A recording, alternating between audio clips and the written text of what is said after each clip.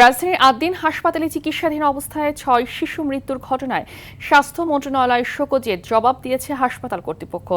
তবে তাদের জবাব অস্পষ্ট, এতে সন্তুষ্ট নয় সরকার, এমনটি জানিয়েছেন স্বাস্থ্যমন্ত্রী সরদার সাখাওয়াত হোসেন। সচিবালয়ে নিজ দপ্তরে সাংবাদিকদের এসব কথা বলেন স্বাস্থ্যমন্ত্রী। আদ্দিন হাসপাতালের লিখিত জবাবে প্রয়োজনীয় তথ্যের বাইরে অনেক গল্প লিখেছে, বেশিরভাগ তথ্য ছিল অপ্রয়োজনীয় বলে উল্লেখ করেন তিনি। স্বাস্থ্য মন্ত্রণালয় পরবর্তী মিটিংয়ে প্রয়োজনীয় ব্যবস্থা নেওয়ার কথা জানান মন্ত্রী। ওনারা জবাব দিয়েছেন, আমরা জবাব পড়েছি। প্রয়োজনীয় যে তথ্য, সেই তথ্যের বাইরে অনেক গল্প কাহিনী ওনারা করেছেন, যেগুলি আমাদের কাছে গ্রহণযোগ্য নয়। আমরা আজকে সংসদের ফাঁকে মিটিংয়ে বসবো, কি করতে যাচ্ছি সেটা আমরা সিদ্ধান্ত গ্রহণ করে আপনাদেরকে জানাবো।